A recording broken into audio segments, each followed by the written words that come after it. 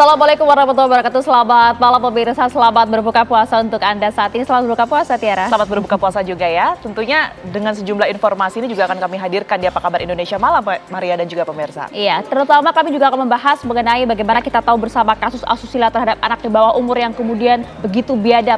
Kita bisa katakan begitu keji yang dilakukan oleh Kapolres Ngada Nonaktif AKBP Fajar Widya Dharma Lukman yang saat ini Mabes Polri menyebutkan korbannya berjumlah 4 orang. Mirisnya 3 diantaranya merupakan anak di bawah umur, bahkan salah satu diantaranya baru berusia 6 tahun. Bagaimana ini bisa terjadi pemirsa? Apakah memang jumlah korban masih akan mungkin bertambah dan akankah hukum menjerat Kapolres Ngada Nonaktif secara maksimal? Itu yang ingin kita bahas secara tuntas di Apa Kabar Indonesia Malam hari ini bersama dengan saya Maria Segaf. Ya, dan saya Tiara Haraha pemirsa. Tidak hanya kasus yang tadi diceritakan oleh Maria, tetapi yang menyangkut anggota kepolisian ini juga terjadi di Semarang, Jawa Tengah pemirsa, di mana anggota kepolisian Polda Jawa Tengah ini diduga tengah membunuh bayi kandungnya sendiri yang diduga juga merupakan hasil hubungan gelapnya begitu, atas nama Brigadir AK yang hingga saat ini masih dalam proses penyelidikan. Informasi lengkapnya akan kami hadirkan di Apa Kabar Indonesia Malam pemirsa sesaat lagi.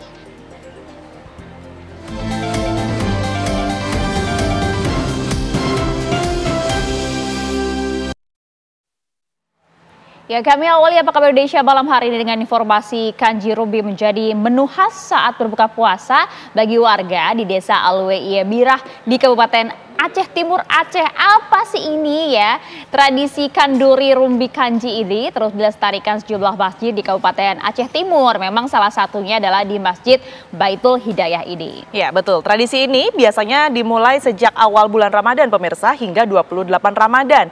Yang menariknya resep kanduri rumbi kanji di Masjid Baitul Hidayah tetap sama dengan peninggalan almarhum Tengku Salam selaku imam kampung setempat. Di mana menu utamanya adalah beras yang dipadu dengan rempah-rempah seperti lada, cengkeh, dan daun pandan, serta bumbu khusus yang telah digiling. Bubur ini juga dicampur dengan udang atau potongan daging serta santan yang membuat teksturnya semakin gurih. Setelahnya diberi taburan daun dan bawang goreng pemirsa untuk menggugah aroma khas kanji rumbi ini. Setelah sholat asar, kanji rumbi yang telah dibungkus ini lalu dibagikan kepada jamaah salat dan warga yang datang dari berbagai desa sekitar untuk dijadikan menu utama berbuka puasa.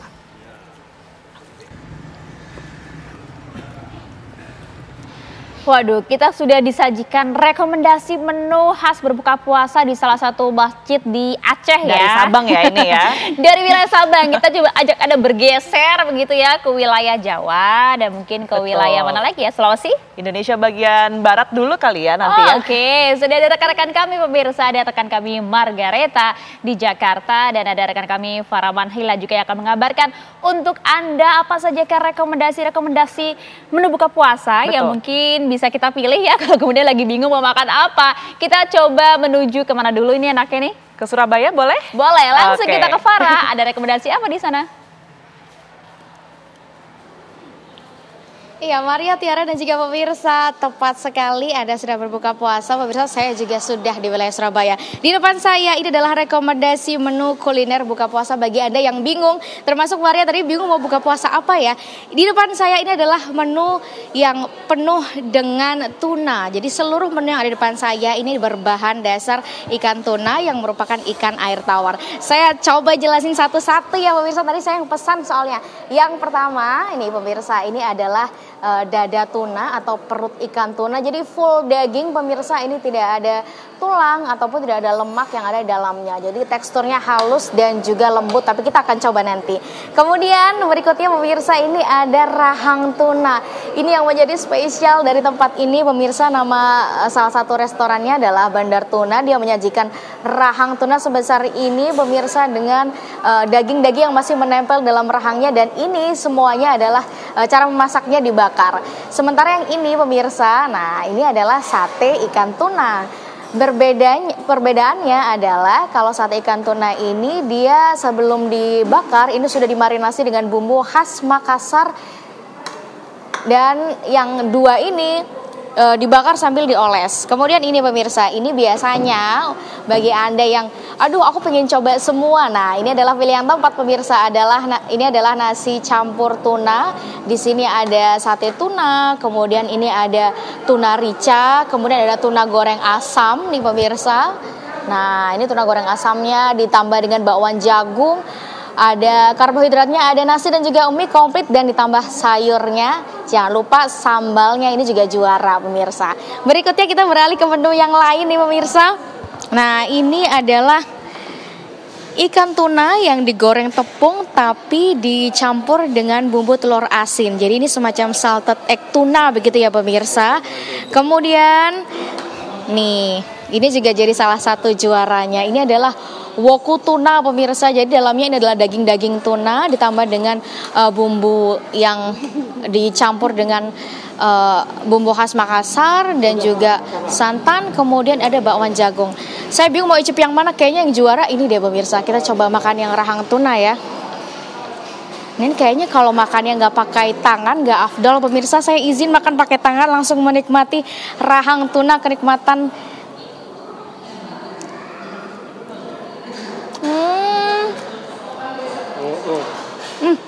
Enak sekali pemirsa. Jadi di sini memang sebentar saya makan lagi.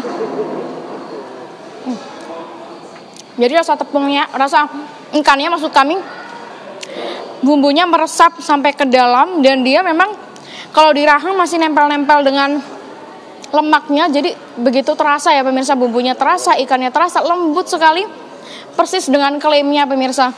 Kemudian kebetulan tangan saya sudah kena makanan pemirsa, kita coba tuna salted egg. Dan jangan lupa ini ada cocolannya pemirsa. Ini ada bumbu semacam kecap yang sudah dicampur dengan bawang. Ini ada sambal dabu-dabu khas Makassar. Dan ini juga sambal yang versi pedasnya. Kita cocolin yang versi nggak pedas dulu ya pemirsa ya. Bismillahirrahmanirrahim.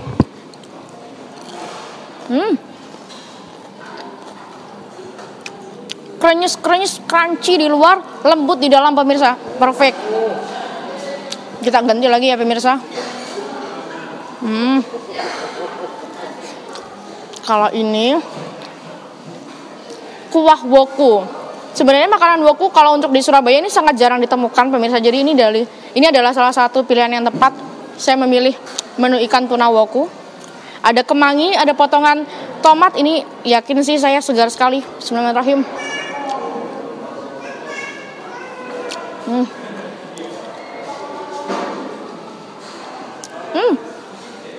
Sensasi ketika cabainya tergigit tuh pedasnya terasa sekali, tapi kalau nggak pas kena cabainya seger banget pemirsa. Ada potongan tomatnya, dimakan pakai nasi panas tuh enak. Kita coba yang mana lagi ya? Kita coba satenya ya pemirsa ya. Nah, ini satenya, cocolin sedikit sama sambal dabu-dabu.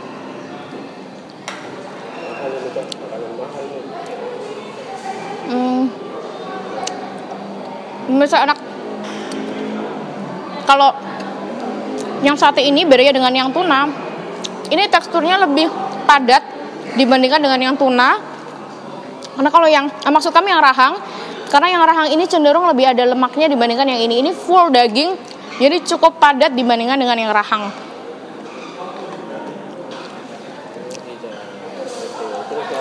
Nah, ini adalah bakwan jagung. Kita coba bakwan jagung besar-besar pemirsa. Dan nah, ini Anda bisa saksikan secara detail dan full di layar Anda pemirsa, makanan-makanan nikmat yang semuanya ini terbuat dari tuna. Bahkan ada juga burger tuna, ada juga tuna and chips dan tim tuna, dan masih banyak menu-menu tuna lainnya yang ada di resto ini. Sayangnya meja ini nggak cukup pemirsa untuk saya pesan semua. Kita coba bakwan jagungnya.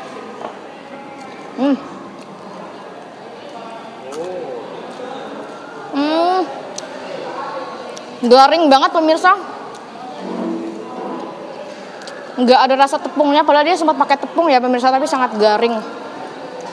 Saya mau coba dan menikmati semua makanan yang ada di sini. Maria dan Tiara, maaf banget karena saya mau menghabiskan ini semua sama teman-teman kameramen yang ada di sini. Kembali ke studio. Baik, terima kasih Farah. Ini sebagai pecinta ikan ya, Iya. saya rasanya kalau ke Surabaya pulang kampung harus wajib coba Itu sih. dia, Anda warga Surabaya, Merasa gagal, kenapa nggak tahu ini, gitu ya? Itu dia, kalau tadi katanya Farah minta maaf mengabisin tiada maaf bagimu, tapi kalau Itu bulan dia. Ramadan ya harus memaafkan. Yang sabar ya Ayah ya. Oke, kita Baik. coba. Kita mungkin main yang resapin deket-deket dulu aja tadi deh, yang tuna. mungkin untuk Itu dia. kita datangi saat selesai siaran nanti ya. Sudah ada Oke. Margareta yang akan memberikan rekomendasi di Jakarta, khususnya di wilayah Kalibata. Anda berbuka dengan menggunakan apa, Margareta? Ya, Kenana, Tiara dan juga pemirsa, memang ini waktunya sudah berbuka dan selamat berbuka bagi para pemirsa yang menunaikan ibadah puasa hari ini. Nah, saya mau kasih rekomendasi Anda untuk makanan berbuka. Ini ada sate Madura Cak Syamsi yang ada di sebelah rel kereta Kalibata. Dan ini pemirsa proses pembuatannya bisa dilihat sangat menggiurkan sekali Kenana, Tiara dan juga pemirsa. Nih dilihat daging-dagingnya ini sangat-sangat gendut, kemudian juga rapat-rapat ya, jadi tidak pelit. Nah, saya mau ajak Anda ini untuk tanya-tanya kepada pemilik sate nih. Di sini ada Bu Madira. Bu, selamat malam. Iya, malam, Mbak. Bu, ini buka dari tahun berapa sih, Bu? 95, Mbak. Waduh, udah lama banget ya, Bu. Bu, mungkin bisa dikasih tahu ke pemirsa nih, menu best sellernya apa nih, Bu? Ada sate ayam, sate kambing, sop iga, Mbak. Sop kambing ada, nasi, lontong. Untuk harganya sendiri berapa sih, Bu, ini? Dari 25.000, Mbak, sampai 40.000. Kalau bukanya sampai jam berapa nih, Bu? Dari jam berapa sampai jam berapa? Dari jam 3 sore sampai 12 malam, Mbak. Sampai tengah malam ya, Bu ya. Jadi betul, para pemirsa yang lapar malam-malam ini juga masih bisa makan di sini pemirsa. Dan ini memang bisa dilihat kesibukan dari toko sate Madura Cak Syamsi pada saat berbuka. Bisa dilihat ini ada mas-mas yang sedang kipas-kipas dagingnya nih pemirsa. Mas, ini ngipasin daging apa nih, Mas? Daging ayam. Oh, ini yang ayam ya. Kalau kambing ada juga, Mas? Ada juga kambing. Oke, nah pemirsa, saya mau langsung ajak Anda. Tadi kita sudah tanya-tanya, sudah lihat bagaimana proses pembuatannya. Saya mau ajak Anda untuk mencicipi bagaimana sih lezatnya sate Madura Cak Syamsi. Nah, di sini sudah disediakan beberapa menu ini pemirsa. Bisa dilihat di sini ada sate ayam, kemudian sate kambing, dan ada sop iga. Wah, saya penasaran sekali nih pemirsa. Nah, saya izin untuk mencoba ya ini pemirsa. Oke pemirsa, yang pertama mungkin kita mau coba sate ayam dulu kali ya pemirsa. Di sini ada sate ayam, dilihat sangat legit sekali bumbunya. Saya coba makan ya pemirsa ya. Rasanya pemirsa enak sekali karena dagingnya sangat lembut. Kemudian juga bumbunya ini pemirsa, bumbunya sangat pekat, rasa kacangnya sangat gurih, kemudian juga bumbunya meresap manis, enak banget pemirsa untuk berbuka puasa. Nah, di sini juga ada lontong pemirsa. Nggak afdol dong kalau makan sate nggak pakai lontong. Saya tusuk dulu, saya cocok ke bumbunya pemirsa. Selamat makan.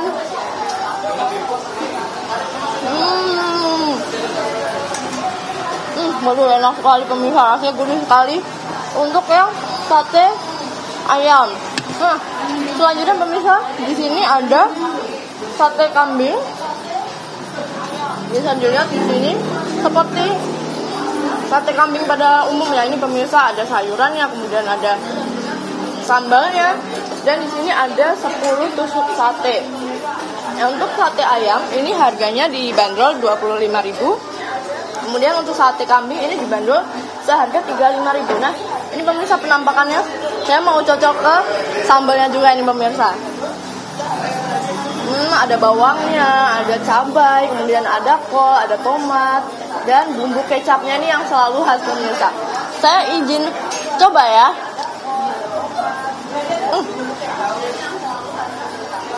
Nah, kalau untuk sate kambingnya sendiri ini pemirsa, barusan saya coba tidak ada bau amis, kemudian juga dagingnya juga empuk pemirsa. Dan di sini bisa dilihat bahwa bumbunya ini sangat meresap juga sama seperti yang sate ayam tadi. Nah, untuk yang sate kambing ini saya mau coba pakai nasinya ini pemirsa. Jadi pemirsa tidak hanya bisa makan memakai lontong, tapi juga ada pilihan nasi di sini. Pun nasinya ini diberikan oleh bawang goreng sehingga mungkin ada tekstur rasanya ya. Saya cocol, saya makan pakai sayurannya nih pemirsa. Selamat makan. Rasanya enak sekali pemirsa.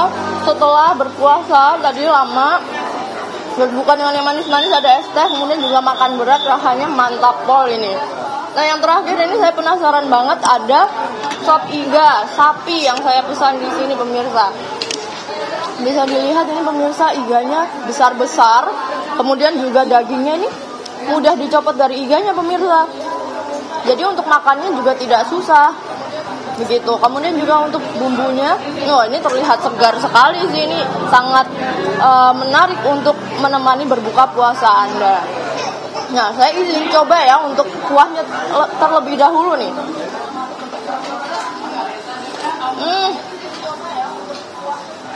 Untuk kuah, ini sangat segar, kemudian juga gurih, sangat berbumbu juga pemirsa.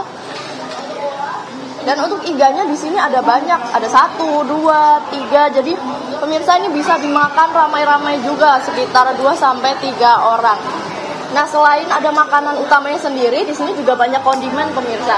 Ada jeruk, kemudian ada acar, ada sambal dan kecap, serta ada kerupuk nih. Jangan lupa kita pakai kerupuk ya kalau misalnya nanti ingin yang renyah-renyah. Nah untuk makanan sendiri ini pemirsa, favorit saya ini semuanya memang enak. Cuman kalau harus memilih salah satu ya, Tiara, Kenana, dan juga pemirsa, saya pilih untuk sop iga sapinya pemirsa. Karena apa? Karena kuahnya sangat gurih, kemudian juga rasanya pekat dan enak sekali pemirsa. Saya favoritkan yang sop iga dan ini wajib untuk dicoba. Jadi untuk para pemirsa yang tertarik mencoba makanan di Sate Madura Cak Syamsi bisa langsung saja ke daerah Kalibata. Dan untuk Anda Tiara yang masih di studio nih bisa loh langsung ke sini setelah siaran. Kembali ke studio. Margaret, luar biasa ada Maria dan juga Tiara di sini yang udah ngiler. Awas kalau nanti nggak bawain ya pas pulang ke kantor ya. Itu dia. Kita disuguhi sate-sate ya kayaknya. Tadi sebelumnya sudah ada Farah Manila yang juga cerita mengenai sate tunanya begitu ya, dan juga Margareta mengenai berbagai macam sate yang sebenarnya lokasinya dekat di Kalibata begitu ya. Kayaknya Ayah setelah ini mau langsung cus ke sana sih. Itu dia, ngiler udah ya. Oke, kalau gitu kita jeda terlebih dahulu. Saat lagi kita akan melihat bagaimanakah suasana berbuka puasa yang digelar oleh Kadin Indonesia yang juga dihadiri oleh Wakil Presiden Gibran Rakabuming Raka. Sesaat lagi untuk Anda. Anda kembali di Apa Kabar Indonesia Malam, pemirsa. Hari ini Kamar Dagang dan Industri Indonesia mengadakan buka bersama di JCC Senayan, Jakarta. Dalam kesempatan ini, Ketua Umum Kadin Anindya Bakri hadir dalam acara yang juga dihadiri Wakil Presiden Republik Indonesia Gibran Rakabuming Raka. Selanjutnya juga kami ucapkan selamat datang kepada Bapak Arsyad Rashid. Kita kembali ya, selain Wakil Presiden, hadir pula juga sejumlah menteri dari Kabinet Merah Putri. Nampak di sana ada Menko Perekonomian Erlangga Hartarto, Menteri Budiari, kemudian ada Menteri Agama dan juga Kepala Badan Gizi. Selamat datang kepada Bapak Arsyad Rashid. Kita kembali bertemu ya. Ini merupakan buka puasa bersama yang kemudian digelar oleh Kadin Indonesia. Turut hadir pula dalam gelaran tersebut Wakil Presiden RI Gibran Rakabuming Raka. Pak Wapres, pertama-tama judul daripada acara ini adalah Bersatu untuk Kebaikan. Alhamdulillah Pak Wapres, tanggal 16 Januari yang lalu Pak Presiden Prabowo hadir di Musyawarah Nasional Konsolidasi Persatuan, di mana saya terpilih jadi Ketua Umum dan di sini ada Pak Arsyad Rashid, Ketua Dewan Pertimbangan, dan kita bersama-sama memastikan bahwa Kadin solid, teguh, dan kompak. Karena tanpa persatuan sulit kita membuat kebaikan. Tapi setelah persatuan tercapai, kita bisa berlomba-lomba untuk membuat kebaikan tentunya. Selamat datang Pak Wamen Sosial, mohon maaf Pak, saya belum sebut tadi. Bapak-bapak, ibu-ibu sekalian, amanah Undang-Undang Nomor 1 Tahun 87 sangat jelas bahwa Kadin adalah dua hal. Pertama, naungan dunia usaha. Di sini kita mempunyai teman-teman dari Kadin Provinsi, lalu juga mempunyai teman-teman dari asosiasi dan himpunan. Dan di dalam amanah undang-undang mengatakan bahwa di bawah Kadin termasuk BUMN, swasta, koperasi, dan juga UMKM, Pak Wapres dan Bapak-Bapak Menteri yang baik. Dan yang kedua, yang paling penting juga bahwa Kadin adalah mitra strategis pemerintah, yang artinya hukumnya wajib kita mendampingi pemerintah dan optimis. Bapak, Ibu-Ibu sekalian, saya ingin menyampaikan Pak Wapres bahwa, dan juga saya ingin menyapa Ketua Umum MUI, Pak, selamat datang. Nah, di sini Pak, saya sampaikan walaupun ada efisiensi di kementerian, menteri-menteri Bapak tetap produktif, Pak. Saya melihat sendiri bahwa tadi baru saja kita menandatangani beberapa MOU. Nah, MOU ini semua terkait dengan 4 quick win Kadin, Pak Wapres yang baik. Yang pertama adalah mendukung untuk makanan bergizi gratis. Kami melihat bahwa di sini ada Kepala Badan Pangan, kita sudah melaksanakan MOU, sebelumnya juga dengan Menteri Pertanian dan juga dengan Badan Pangan Nasional, Menteri Koperasi juga kita tanda tangan, karena kita merasa niat dan juga tujuan daripada program ini sangat baik, mensejahterakan masyarakat luas. Jadi Kadin ingin berpartisipasi untuk membangun pilot project Pak Wapres sebelum 17 Agustus supaya bisa ikut membuat SPPG atau Satuan Pelayanan Pangan Bergizi. Lalu yang kedua Pak Wapres yang kami juga tekankan untuk menjadi quick win kita adalah PKG, pemeriksaan kesehatan gratis. Di sini ada Pak Menteri Budi Sadikin, terima kasih kesempatannya. Kami melihat bahwa ini adalah program yang sangat besar dan bisa melakukan deteksi dini dari kesehatan dan ujungnya tentu bisa menghemat pembiayaan pengobatan dan bisa justru membuat ekonomi lebih produktif. Jadi kita menandatangani bukan saja dari sisi PKG-nya tapi juga blueprint-nya. Dan yang ketiga juga program perumahan layak huni dan terjangkau. Di sini ada Pak Menteri ARA. Kita sudah mulai Pak dari beberapa hari yang lalu dan kita akan tingkatkan kesempatan ini dengan teman-teman Kadin Provinsi. Bahkan juga dengan teman-teman BUMN yang mempunyai lahan-lahan yang bisa dimanfaatkan. Dan terakhir Pak Wapres, Pak Menko dan para menteri adalah program tenaga kerja migran. Kami merasa tenaga kerja migran ini adalah ekspatriat dan pahlawan devisa. Sehingga kita melihat ada 1,5 juta backlog yang masih bisa dilatih, terutama suster, pelayan, dan ini kita lihat merupakan suatu hal yang kita ingin fokuskan dalam waktu singkat.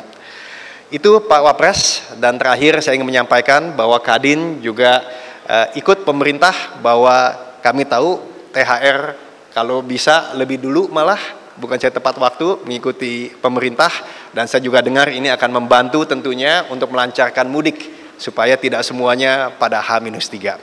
Dan juga kami di dalam bulan Ramadan ini berbagi dengan kaum duafa dan juga melaksanakan pasar murah di seluruh Indonesia.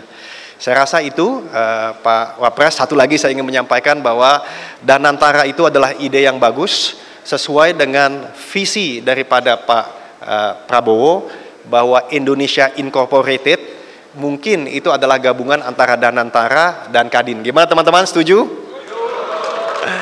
Karena intinya adalah public-private partnership.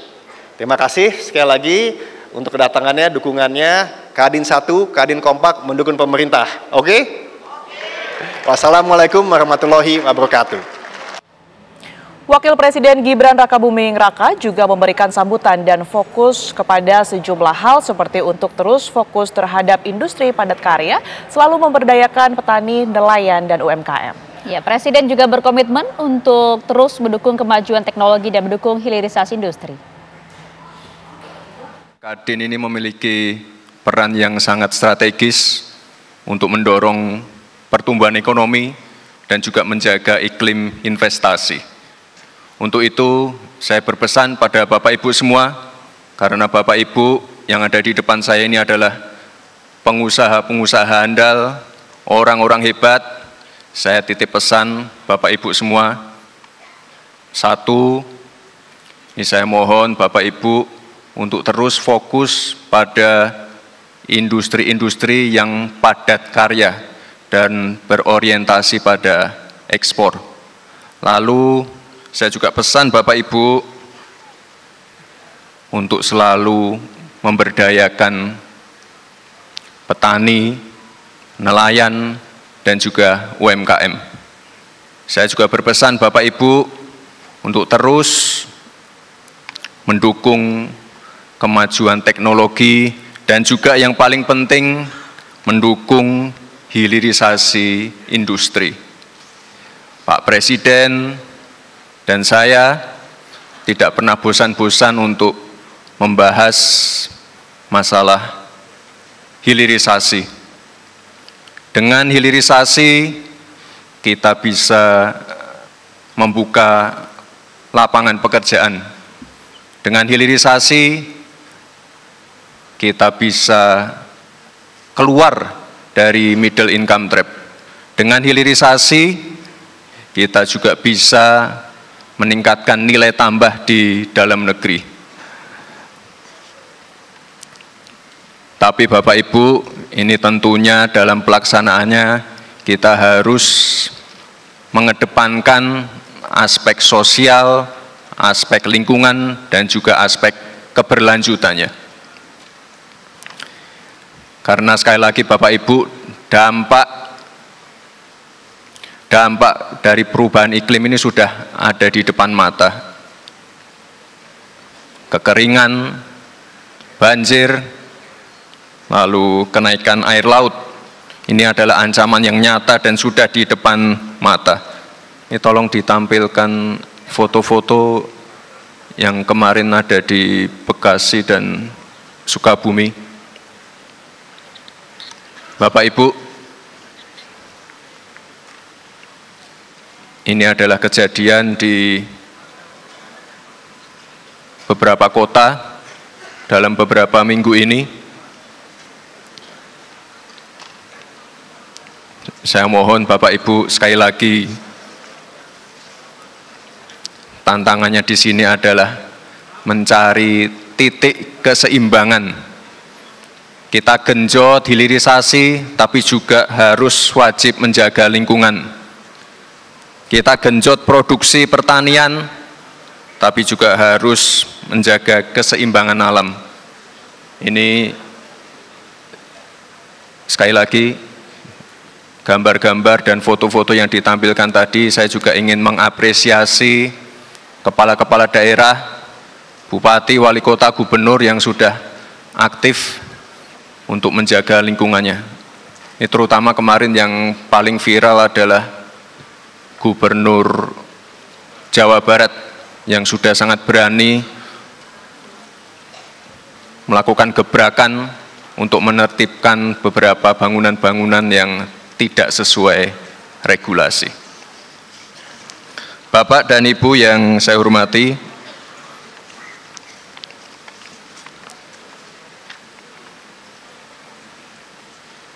untuk menutup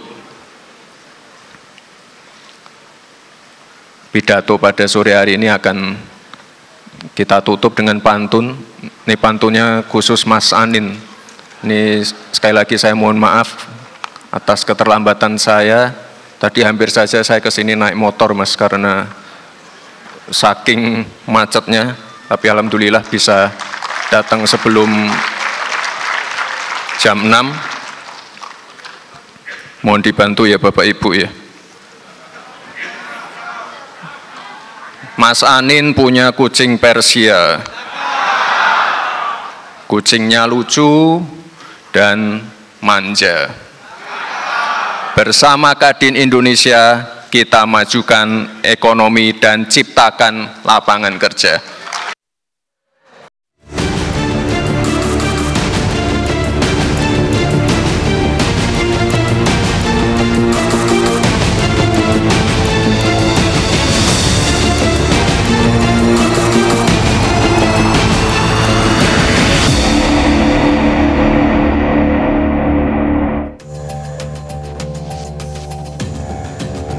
Kasus asusila terhadap anak di bawah umur yang dilakukan Kapolres Ngada nonaktif AKBP Fajar Widya Dharma Lukman Sumaatmaja menyita perhatian publik. Polisi yang seharusnya mengayomi dan melindungi berubah menjadi predator.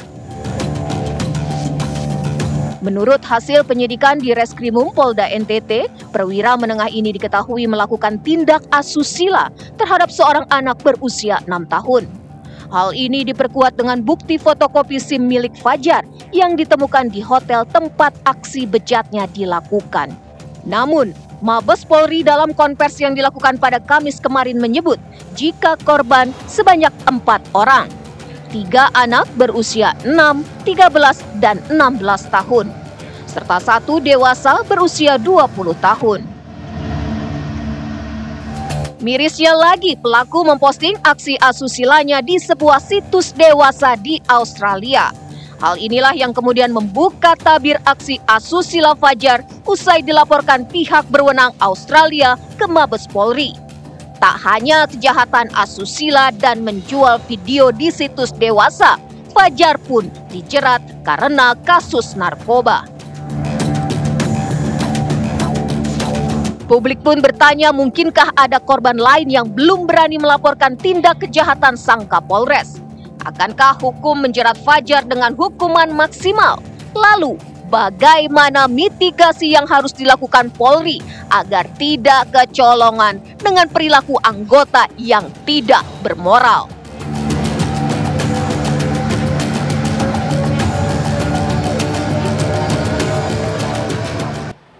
Ya, wajah Polri yang kemudian harusnya mengayomi, melindungi, menjadi panutan justru kini dirusak salah satunya oleh Kapolres Ngada Nonaktif AKBP Fajar yang kemudian begitu keji. Kita bahkan tidak kuasa untuk menyampaikan bagaimana informasi ini. Anak baru usia 6 tahun pemirsa menjadi korban kemudian dengan videonya yang dijual ke sejumlah situs porno. Mengapa ini bisa terjadi, dilakukan oleh anggota polisi setingkat perwira Kapolres pemirsa? Bagaimana ini bisa terjadi? Apa mitigasi yang bisa kita lakukan? Dan bagaimana harapan semua pihak? Ini hukuman maksimal bisa menjera AKBP Fajar. Kita coba akan kemudian membahas hal ini secara lengkap bersama dengan sejumlah narasumber. Kami sudah hadir bersama dengan kami di studio Apa Kabar Indonesia malam ada Mas Reza Indragiri, pakar psikologi forensik. Selamat malam Mas Reza, selamat malam.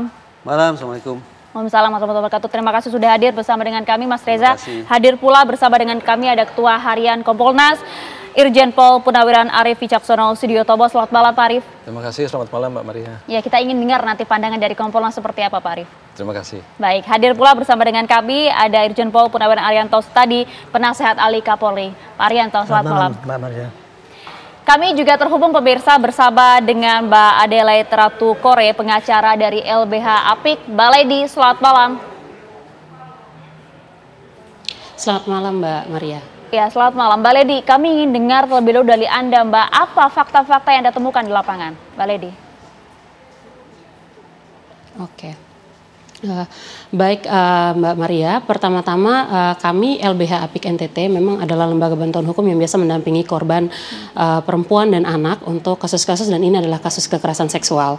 Dan per saat ini kami memang belum menerima kuasa, tapi saat ini kasus ini telah didampingi oleh teman-teman dari DP3A Kota Kupang dan juga EPT DPPA Kota Kupang, sehingga karena kami juga terkoneksi lewat MOU bersama dengan mereka, kami sampai dengan saat ini masih dalam tahap berkoordinasi terkait kasus ini. Dan memang per saat ini ada 4 orang korban, ada anak dan juga salah satunya adalah perempuan dewasa. Yang kami juga dengar dari berbagai macam pemberitaan, juga dari beberapa pihak yang juga fokus pada kasus ini. Baik, informasi terakhir kan paling tidak jumlah korban ini yang disampaikan oleh Mabes Polri ada 4 orang, 3 diantaranya anak di bawah umur dan 1 orang dewasa berusia sekitar 20 tahun. Anda melihat Mbak Lady, ini nampaknya ada kemungkinan jumlah korban yang akan bertambah Mbak Lady? Ya, betul sekali Mbak Maria, karena berdasarkan pengalaman pendampingan kami selama ini, kasus-kasus seperti ini memang di awal akan terkuak beberapa korban. Tapi ketika melakukan pendampingan, penggalian, pendalaman terhadap kasus akan muncul korban-korban lainnya.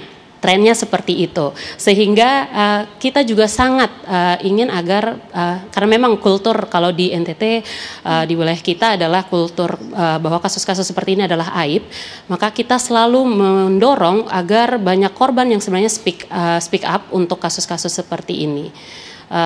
Mungkin seperti itu, Mbak Maria. Iya Mbak Lady, mengenai juga dengan korban Mbak Lady, total kan ada 4 orang yang sudah disampaikan oleh Mabes Polri. Anda juga menerima informasi bahwa keempat korban ini saat ini berada di mana Mbak?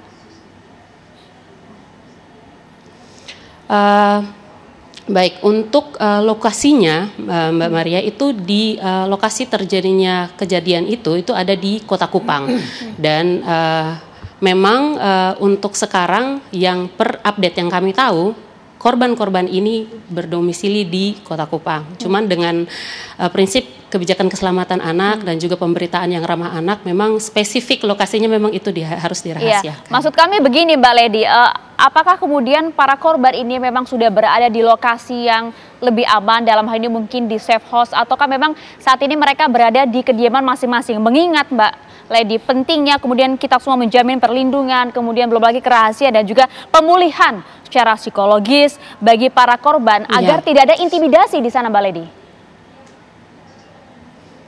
Baik, Mbak Maria, seperti yang awal sudah saya sampaikan bahwa memang sampai saat ini kami masih berkoordinasi untuk berkolaborasi bersama teman-teman dari DP3A dan juga Kota Kupang. Karena per saat ini mereka lah yang sedang mendampingi korban dan juga mereka juga yang memberikan intervensi-intervensi psikososial kepada korban. Sehingga memang lebih tepatnya untuk spesifik pertanyaan Mbak Maria adalah untuk saat ini saya rasa dengan intervensi dari teman-teman DP3 itu sudah ditangani.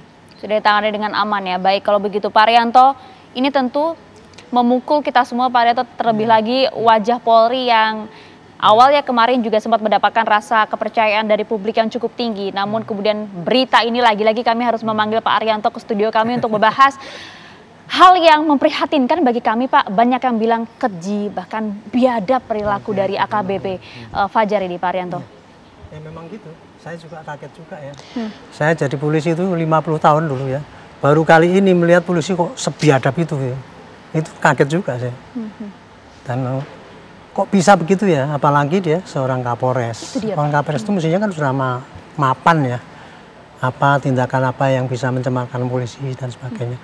Mengenai pelanggaran hukum dia mestinya sudah hafal luar kepala. Tapi kok bisa dilakukan dia begitu ya. Yang lebih kaget lagi saya tuh justru tindakan ini bukan karena ketahuan orang, tapi dia sendiri yang mengumumkan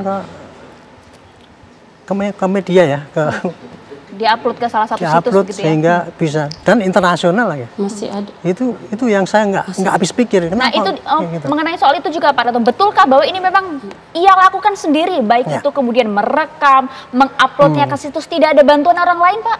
Saya tidak tahu, tapi pengakuan dia gitu di kode etik jelas tadi dibacakan oleh itu ya, bahwa pelanggaran-pelanggaran yang dilakukan oleh dia itu mencabuli, kemudian perzinahan, kemudian mengupload, kemudian mengirimkan. Jadi pasal yang diterapkan ya itu lapis-lapis kan tadi itu. Tapi ya saya agak lega ya, karena apa? Karena polisi sekarang udah cukup transparan itu. Tadi dengan konferensi pers yang itu tadi saya sangat puas dan mudah-mudahan ini pola kayak gini dipakai oleh polisi selanjutnya. Karena ini tadi ya di dalam konferensi pers tadi diceritakan betul bagaimana awal mulanya, kemudian pasal-pasal apa yang diterapkan pada dia. 4 itu disebutkan semua. Dan kemudian sekarang kasusnya itu etiknya sudah menjelang kepada putusan untuk PTDH. Kemudian untuk kriminalnya akan ditangani oleh Polda NTT, tapi pelaksanaan di Mabes dan diasistensi oleh para direktur-direktur yang di Mabes Polri, direktur PPA, PPO, kemudian direktur Cyber. Itu merupakan suatu langkah yang bagus. Ya, dikawal tuntas ya Pak Arianto ya. Artinya polisi tidak akan menutupi apa yang terjadi gitu. Oke, tertarik tapi dengan pernyataan Pak Arianto tadi mengenai bagaimana kronologi kejadian Mas Reza ini kemudian dilakukan secara mandiri, sendiri oleh seorang perwira polisi tingkat Kapolres ini, bukan main-main AKBP ini Mas.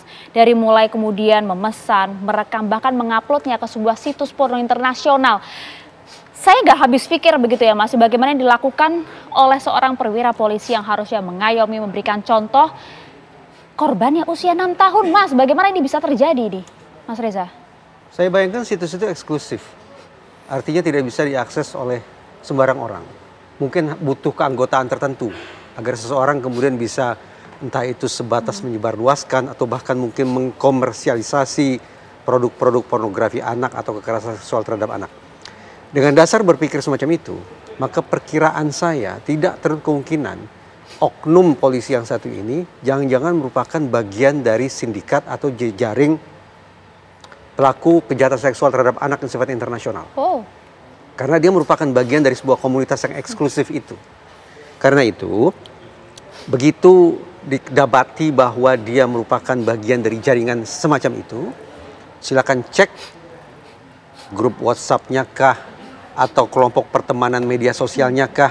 Ada satu aplikasi juga riwayat kunjungan website yang pernah dia lakukan kah. Untuk apa? Untuk menjaring sebanyak mungkin orang-orang di belahan bumi manapun yang mungkin juga menjadi bagian dari organisasi atau sindikat pelaku kejahatan seksual terhadap anak yang sifatnya global itu. Satu. Yang kedua, ada tidak ya kemungkinan bahwa oknum polisi ini di samping mendapatkan manfaat finansial lewat komersialisasi konten pornografi, mungkin tidak, dia sedang berpromosi tentang objek wisata seks anak. Sejauh itu Mas Reza? Saya lebih memilih untuk memakai pemikiran yang ekstrim, mengingat perilakunya juga ekstrim. Jadi saya tidak akan menganggap orang ini sebatas melakukan kejahatan seksual terhadap anak, selesai tidak. Tapi karena dia menyebarluaskan apa yang dia lakukan kebejatan itu secara internasional di media sosial, maka sekali lagi ada tidak ya kemungkinan dia sedang berpromosi tentang objek wisata seks anak. Dipromosikan oleh setingkat perwira polisi. Sejak 10 tahun lalu saya berinteraksi dengan Safe Childhood Foundation, sebuah organisasi yang didirikan oleh warga negara Inggris. Yang salah satu kesibukannya adalah melacak di mana orang-orang jahat semacam ini berada dan aktivitas-aktivitas apa yang mereka lakukan. Ternyata salah satu aktivitasnya adalah memang berpromosi tentang bahwa di daerah kami, di kampung kami, di negara ini, di provinsi ini ada sekian banyak anak yang bisa dieksploitasi secara seksual. Ini adalah pertukaran informasi yang tanda petik biasa dilakukan oleh sesama anggota di jaring yang sifatnya eksklusif semacam itu. Karena itu, sekali lagi, silakan diceklah kelompok pertemanan media sosialnya, riwayat kunjungan websitenya, dan barangkali disinkronkan dengan bagaimana lalu lintas keuangan di rekening bank yang dia punya. Saya merinding Mas Reza mendengar itu karena sebagai seorang wanita dan juga sebagai seorang ibu, begitu biadab perilakunya kalau kemudian itu adalah maksud secara perilaku kejahatan yang kemudian ia lakukan. Ini kemudian mempromosikan, bahkan juga menjadi salah satu pelaku sindikat kejahatan seksual. Pak Arief, Anda harus menjawab hal ini sebagai Kompolnas. Usai jeda ya Pak ya, sesaat lagi. Tetap bersama kami di Apa Kabar Indonesia Malam. Melakukan langkah-langkah dan hasil daripada laporan kegiatan pemeriksaan pelanggaran kode etik yang dilakukan oleh terduga pelanggar atas nama AKBP FWLS Jabatan Pamenian Mapolri, ex Kapolres Ngada Polda NTT, di mana ada hasilnya yaitu wujud perbuatan dugaan pelanggaran KIPP yang dilakukan oleh FWLS Jabatan Pamenian Mapolri, ex Kapolres Ngada Polda NTT dengan wujud perbuatan melakukan pelecehan seksual terhadap anak di bawah umur dan persetubuhan atau perjinaan tanpa ikatan pernikahan yang sah, konsumsi narkoba, serta merekam, menyimpan, memposting, dan menyebarluaskan video pelecehan seksual terhadap anak di bawah umur. Ditemukan fakta bahwa FLS telah melakukan pelecehan seksual dengan anak di bawah umur sebanyak 3 orang dan 1 orang usia dewasa. Antara lain, saya akan menyebutkan anak 1, anak 2, dan anak 3. Ya. Anak 1 usia 6 tahun, anak 2 usia 13 tahun, anak 3 usia 16 tahun, dan anak, orang dewasa dengan inisial SHDR usia 20 tahun. Iya, Pak Arief sudah disebutkan semua, bahkan tingkat kejahatannya lengkap gitu ya. Predator seks, pecandu narkoba, pedofil saya bisa katakan. 3 diantaranya anak di bawah umur, Pak Arief. Ya, terima kasih Mbak Maria. Jadi ini seperti yang diakui oleh yang bersangkutan, inisial F, Fajar ini, itu diawali dari pertengahan tahun kemarin. dia, mohon maaf, dia memesan secara online melalui aplikasi yang 6 tahun atau dibilang tadi anak pertama itu dilakukan kekerasan. Kemudian dibayar, menurut pengakuan yang bersangkutan, dibayar sejumlah uang cukup mahal, 3 juta. Dan dia rekam itu, rekam sendiri. Kemudian Desember tahun lalu itu yang anak 2. Baru diulangi lagi yang Januari tahun ini. Nah, yang sekarang jadi masalah, aplikasi saya coba menelusuri, ternyata bisa di aplikasi yang dipakai sama si oknum mantan Kapolres Ngada ini. Kita sebut saja namanya, Pak. Pak Fajar ini. Itu aplikasi bisa ada pilihan. Apakah kita mau cari yang muda, perempuan muda, atau anak muda, maksudnya yang laki. Unbelievable. Jadi, maksud saya begini, mereka itu semua berdomisili di Kupang dan di hotel. Hotel tidak saya sebutkan tempatnya. Nah, artinya begitu dia pesan booking online, ada yang nganterin ke hotel tersebut, Mbak. Ini sebaiknya juga harus ditelusuri. Berarti kan mereka ini kan available di daerah Kupang dan sekitarnya. Jadi kebetulan Mabes Polri kan punya Direktorat Cyber dan ada di 8 cabang, di 8 Polda. Ini mestinya harus dipentelengi juga, harus dimonitor. Aplikasi-aplikasi yang memang menawarkan booking online ini. Sindikat perdagangan anak secara seksual ini eksploitasi. Benar, kalau saya tidak mengulang lagi ya kepada Fajar ini kan dia seperti melakukan eksploitasi pelecehan seksual di bawah umur 3, kalau satu udah dewasa umur 20 tadi. Kemudian yang kedua dia juga masuk kategori ini dia kena pornografi dan IT karena dia mengupload. Syukur-syukur yang otoritas di Australia itu sejak zaman kami jadi Interpol itu kita punya hubungan baik. Jadi dari Australia melaporkan kepada PPA kepada Mabes Polri melalui Hupinter punya daftarnya. Itu yang disayangkan. Mengapa kemudian kita tidak bisa mendeteksi secara internal, Pak? Begini, karena kan kemungkinan aplikasi yang booking online itu servernya ada di luar. Jadi kita untuk bisa menelusuri kita mengalami kesulitan. Nah, maksud saya ini juga harus dipikirkan.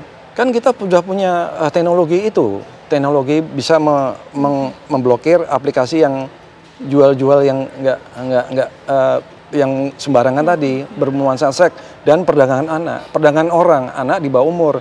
Tapi juga jangan lupa ada yang mengantarkan datang ke hotel tuh orang dari Nusa Tenggara juga di Kupang dan mereka kan di sana mungkin butuh uang, Bang. Kalau yang pertengahan tahun lalu dikasih bayaran 3 juta dengan kekerasan seksual direkam sama Fajar. Kemudian yang Desember itu dikasih uang mungkin 500.000, yang bulan Januari kemarin 1 juta, Mbak. Nah, ini harus kita pikirkan. Kemudian kita juga harus melihat pada waktu dia ditangkap sama Propam, di backup sama Propam Mabes Polri, yang bersangkutan mengaku dan si korbannya sudah dikonfirmasi mengiyakan. Jadi sudah klop. Nah, satu lagi yang kami dapatkan bahwasanya beliau di tes urin positif narkoba. Berarti kan pada waktu mau mengeksekusi atau mau main, dia gunakan narkoba. Dengan dia gunakan narkoba itu dalam kondisi fly mungkin, dia mungkin secara nggak sadar, mungkin sudah nggak ingat berpikiran rasional, dia upload. Nah, upload itu kalau dia upload itu kan kami juga saya sebagai seniornya itu merasa heran juga, kenapa? Dia kan Kapolres. Itu dia, ini Kapolres ini bukan jabatan main-main, Pak Arief, ini jabatan seksi, idaman semua polisi. Iya, itu istilah dari saya, Mbak, idaman, dreaming, Mbak. Saya pun mau jadi Kapolres harus melewati beberapa tahap, lulus Akabri, lulus PTK, lulus Sespimen, ya kan? Itu harus bisa jadi Kapolres semua rebutan, Mbak. Nah itu dia, sudah ada banyak tahapan, Pak, sebenarnya. Ada Sespimpol, kemudian Sespimti dan lain-lain. Apakah tidak ada asesmen secara psikologis untuk bisa mendeteksi nih hal-hal semacam ini? Nah, begini, pada waktu zaman kami jadi lulus Sespim, itu sebelum menjadi Kapolres, itu kita ada namanya Susjap Kapolres. Dan kita juga dievaluasi, di-assessment oleh SDM Polri, baik secara mental, secara akademis, secara psikologi, cocok nggak saya ini jadi Kapolres, kan gitu. Nah, mungkin ini juga bisa dijadikan masukan juga untuk SDM untuk lebih teliti lagi. Nah, satu lagi Mbak yang belum saya sampaikan, pada waktu dia diperiksa itu dia menjelaskan bahwa dia tuh dulu pernah masa kecil pernah mengalami trauma juga. Oh. Dia ngomong gitu waktu diperiksa itu. Kita lihat tadi waktu di konferensi pers, mukanya seperti innocent, ya kan? Ya. Disuruh buka masker, dia mau buka-buka, cuman sama petugasnya dia naikkan lagi. Dia kayak nggak merasa bersalah. Ini yang harus kita periksa, ya kan? Kenapa kok sampai seperti itu? Nah, pada waktu dia sekarang begini, itu memalukan dirinya sendiri, komunitas alumninya, kemudian yang lebih besar lagi keluarga. Itu dia. Dia punya istri, punya anak, dia punya institusi begitu besar, kan luar biasa. Ya, Pak Arief, tapi kemudian kita juga harus berhati-hati juga nampaknya dengan pengakuan dari tersangka dalam ini AKBP Fajar. Ada trauma tersendiri masa kecil yang kemudian membuat dia harus melakukan hal ini. Ini hanya sekedar alibi atau bagaimana, Mas Reza?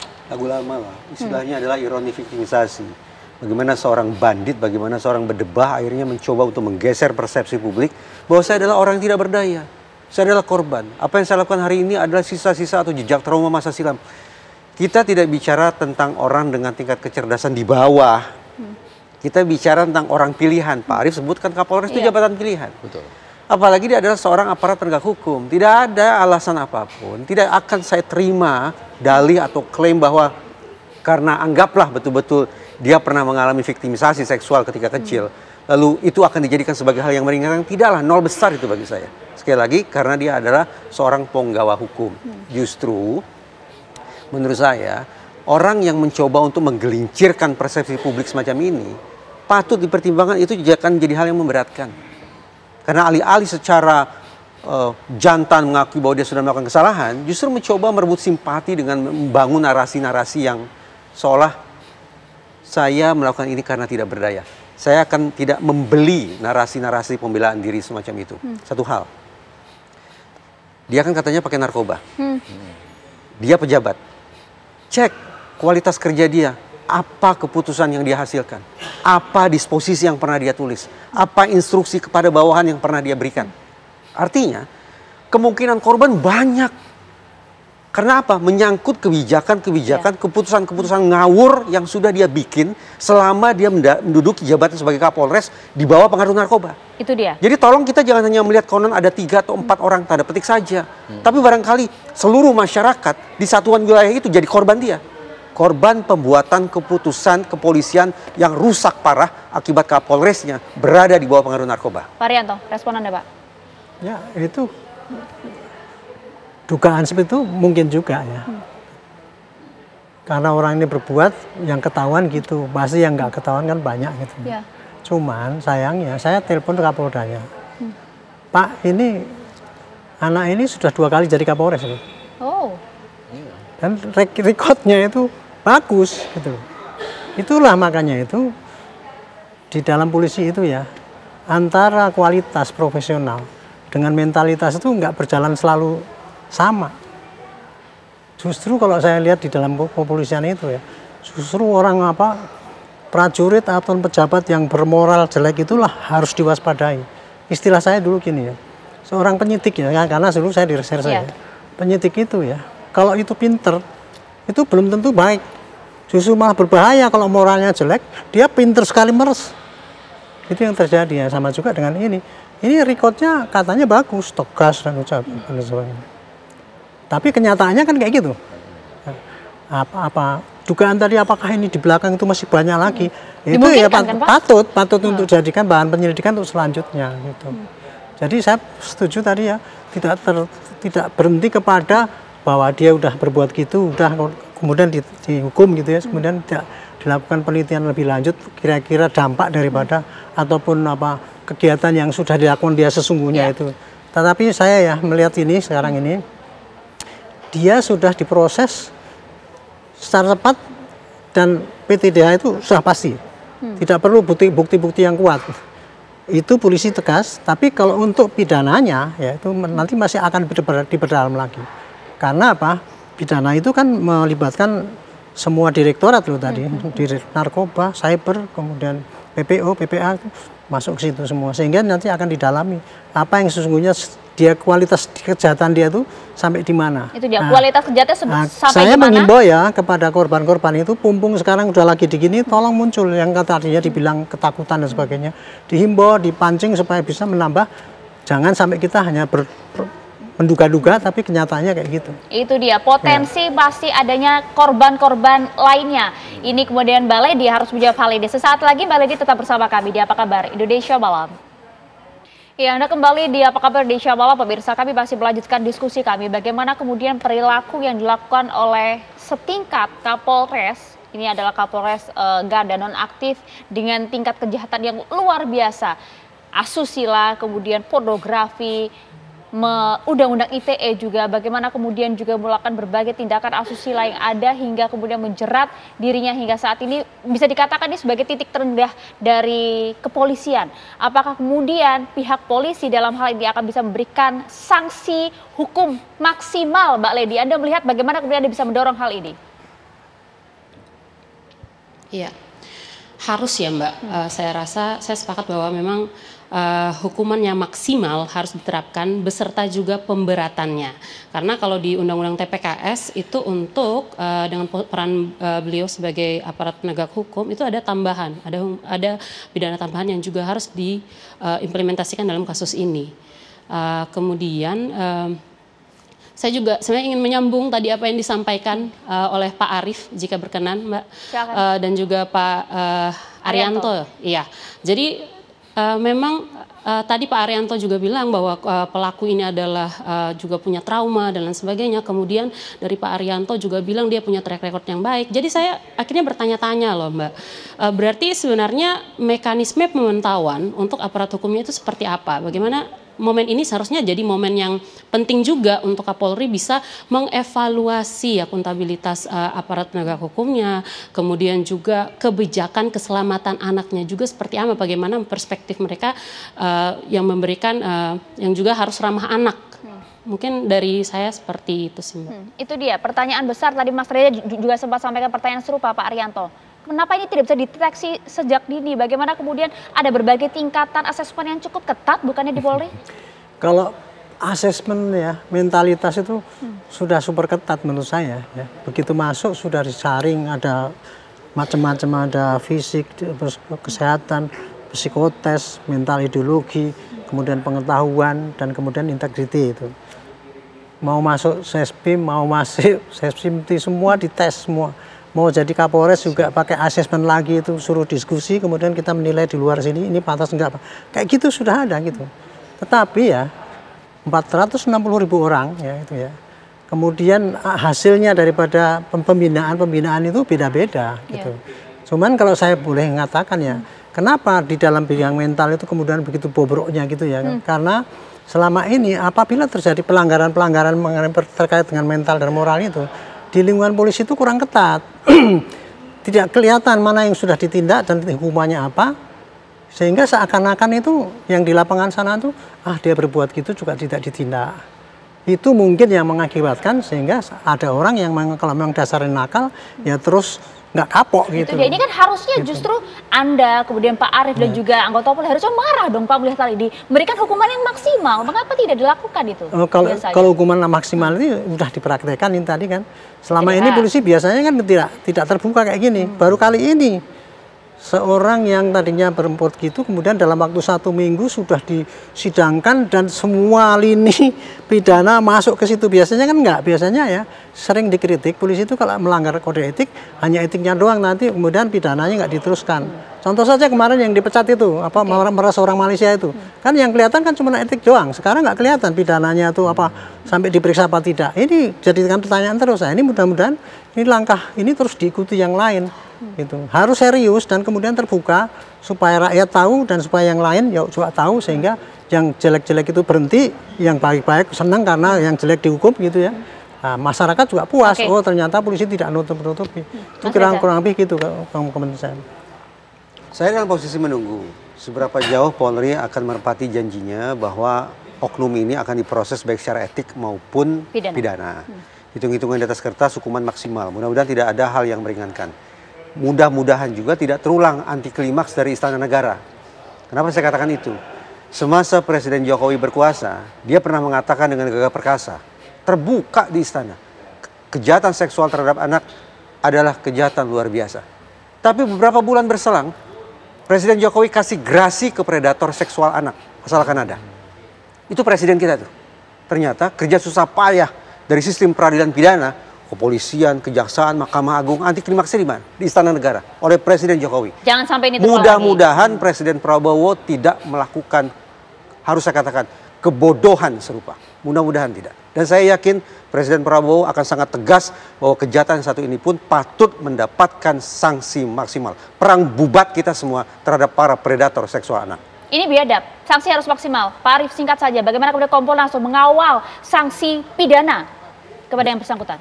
Begini, Polri punya instrumen yang cukup luas di samping asesmen tadi. Jadi sebaiknya kita harus mencegah jangan sampai terjadi fajar-fajar yang lain. Ini tetap harus diproses, kode etik, SUN akan dilaksanakan dan disusul dengan sanksi pidana maksimal kita harapkan, plus pemberatan yang seperti Mbak tadi. Yang kedua, narkoba, Mbak.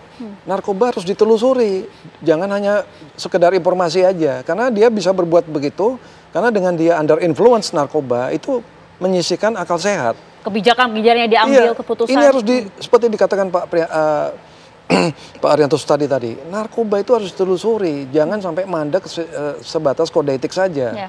Terus yang ketiga, mekanisme pemilihan, asesmen segala macam itu mesti dievaluasi lagi, jangan sampai terjadi seperti ini, nanti akan timbul fajar-fajar yang lain. Nanti korbannya malah jadi tambah banyak. Demikian Mbak Maria. Ini waktunya Polri bersih-bersih mengembalikan lagi citra positifnya di hadapan publik. Terima kasih banyak Mas Reza, Pak Arief, terima kasih Pak Arianto, dan juga Mbak Ledi, terima kasih sudah bergabung bersama kami di Apa Kabar Indonesia Malam. Kita tunggu nanti bagaimana langkah kelanjutan dari kasus ini. Tiara.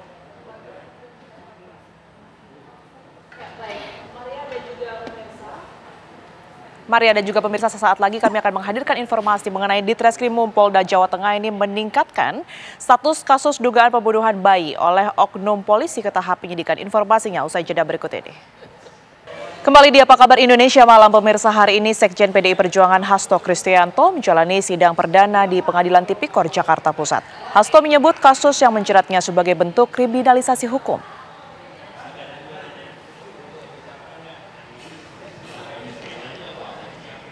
Dalam persidangan hari ini, mantan Komisioner KPU Wahyu Setiawan terkait penetapan pergantian antar waktu anggota DPR periode 2019-2024 Harun Masiku. Hasto juga didakwa melakukan perintangan penyidikan dalam pengusutan Harun Masiku. Dalam surat dakwaan dijelaskan Hasto memerintahkan Harun Masiku bersembunyi dan meredam ponselnya agar tidak ditangkap KPK. Usai sidang, Hasto menyebut dakwaan kasus yang menjeratnya sebagai kriminalisasi hukum. Sidang lanjutan akan digelar pada Jumat 21 Maret 2025 dengan agenda pembacaan eksepsi atau nota keberatan terdakwa Hasto Kristianto. Perkara dan membuatnya dalam suatu surat 01/2020. Banyak perbandingan dengan putusan yang sudah berkekuatan hukum tetap yang juga kami catat tadi. Contoh paling sederhana adalah ketika ada uraian dakwaan yang seolah-olah Pak Hasto memerintahkan Nur Hasan untuk menghubungi Harun Masiku untuk menenggelamkan handphone. Di fakta persidangan dan di keterangan Nur Hasan sendiri, tidak ada Pak Hasto memerintahkan hal tersebut. Justru di persidangan sebelumnya muncul yang datang adalah orang-orang berbadan tegap, jadi bukan Pak Hasto yang menghubungi ataupun yang datang. Fakta ini sangat bertolak belakang. Karena itulah ini yang menjadi catatan kami juga, apa sebenarnya maksud di balik dakwaan itu sehingga sedemikian rupa memutarbalikkan fakta hukum yang sudah muncul di proses persidangan. Ditreskrimum Polda Jawa Tengah meningkatkan status kasus dugaan pembunuhan bayi oleh oknum polisi ke tahap penyidikan. Kabid Humas Polda Jawa Tengah, Kombes Pol Artanto mengatakan, jika kasus pembunuhan bayi oleh oknum polisi yang tak lain ayah kandung korban sudah masuk tahap penyelidikan. Kepolisian memastikan jika saat ini terduga pelaku Brigadir AK sudah dilakukan penahanan. Sementara ada 3 orang saksi yang ikut diperiksa, yakni ibu bayi atau istri pelaku dan pihak rumah sakit. Sebelumnya, ibu korban mengungkapkan sejumlah kejanggalan terkait peristiwa yang menimpa anaknya. Ia mencurigai Brigadir AK, ayah kandung bayi yang juga anggota Dit Intelkam Polda Jawa Tengah sebagai pelaku pembunuhan.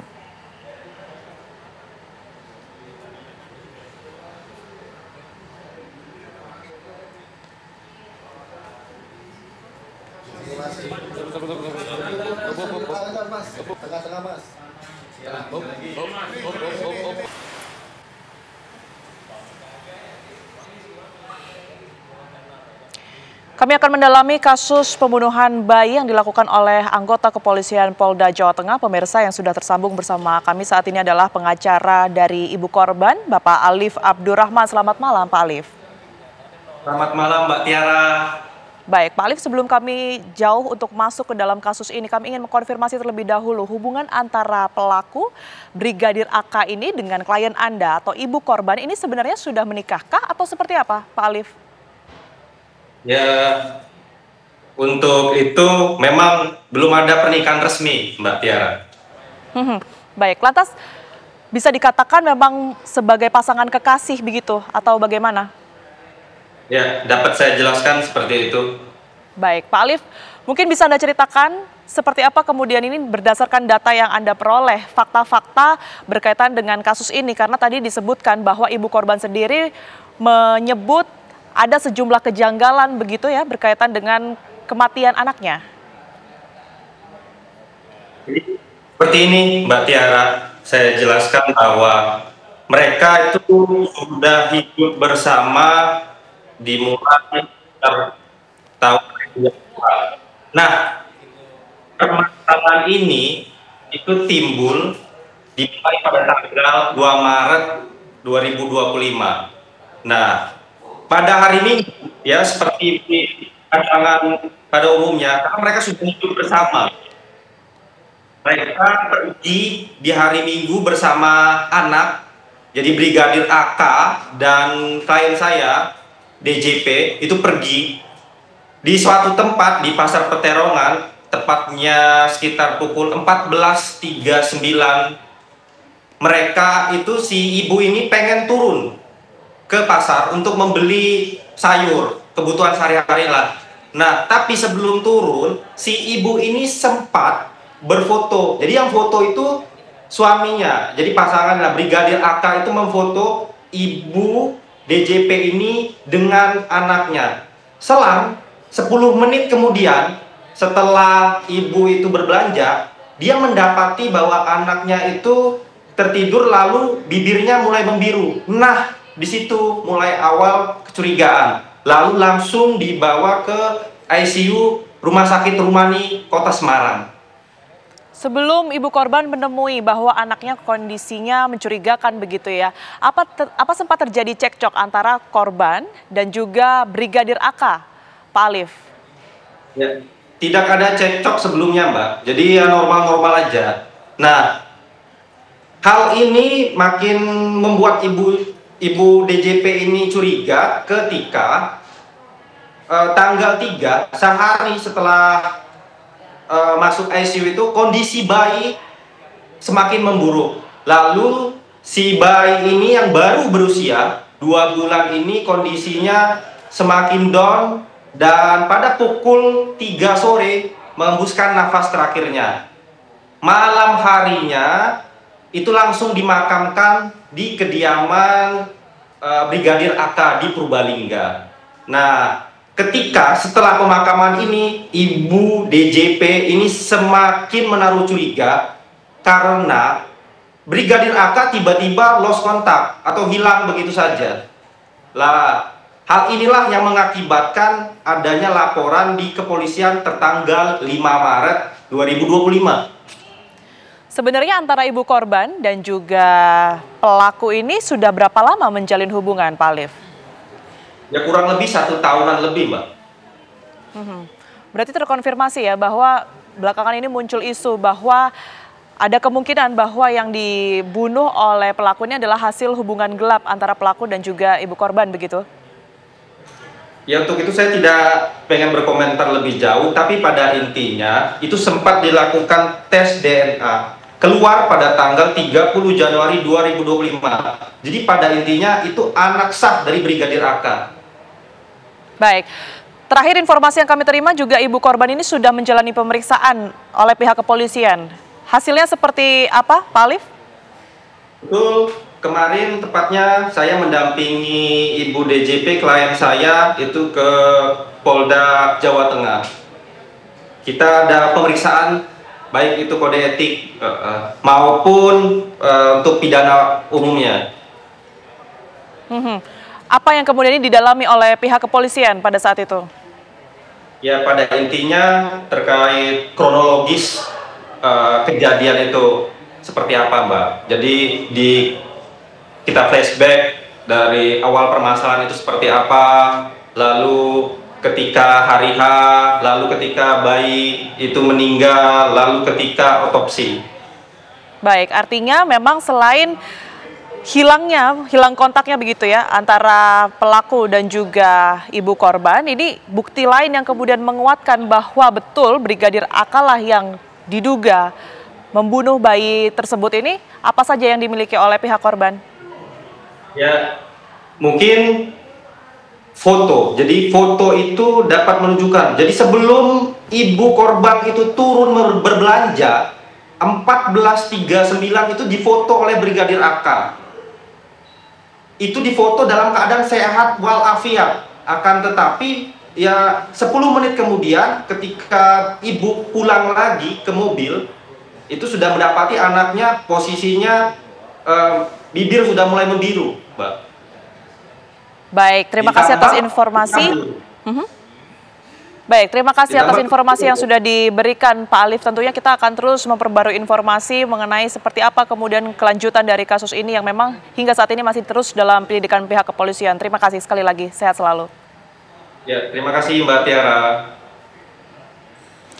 Kita beralih ke informasi lainnya, pemirsa. Dari 52 napi yang sebelumnya kabur dari Lapas Kutacane, sebanyak 38 napi telah kembali ke Lapas kelas 2B Kutacane. Sementara 14 napi lainnya masih dalam pencarian petugas. Lapas kelas 2B Kutacane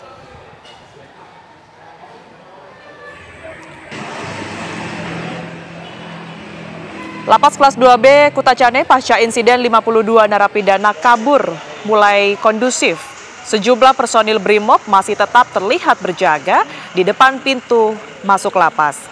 Data yang dihimpun dari Humas Lapas Kutacane tercatat 5 napi telah kembali menyerahkan diri sepanjang Kamis malam hingga Jumat pagi. Satu persatu napi dengan sukarela menyerahkan diri yang turut juga didampingi pihak keluarga mengantarkan mereka kembali ke Lapas kelas 2B Kutacane, Aceh Tenggara.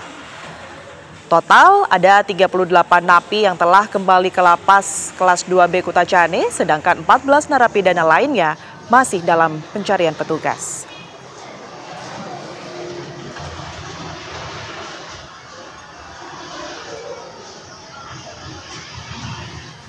Sekelompok remaja di Kota Ambon, Maluku terlibat duel dan adu jotos di ruas jalan umum. Video aksi adu jotos di Jalan Kebun Cengkeh, Desa Batu Merah, Kecamatan Sirimau, Kota Ambon, Maluku mengundang perhatian masyarakat. Bukannya melerai, masyarakat di sana hanya menonton, menikmati pertunjukan adu jotos. Kejadian ini cukup mengganggu pengguna jalan hingga akhirnya dibubarkan oleh seorang polisi berpakaian. Polisi berpakaian preman yang kemudian ini melerai para pelaku di lokasi. Biasanya aksi adu jotos ini kerap kali terjadi seusai sholat tarawih.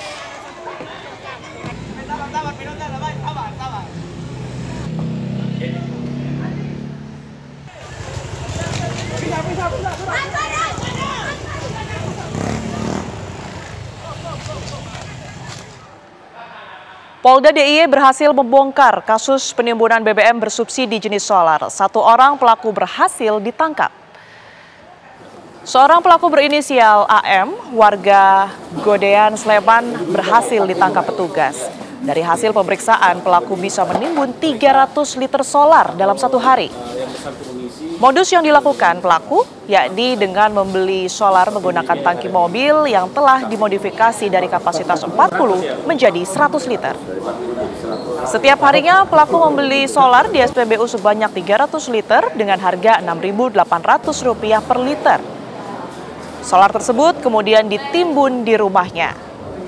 Untuk mengelabui petugas, pelaku menggunakan plat palsu dan barcode palsu di setiap transaksi pembelian.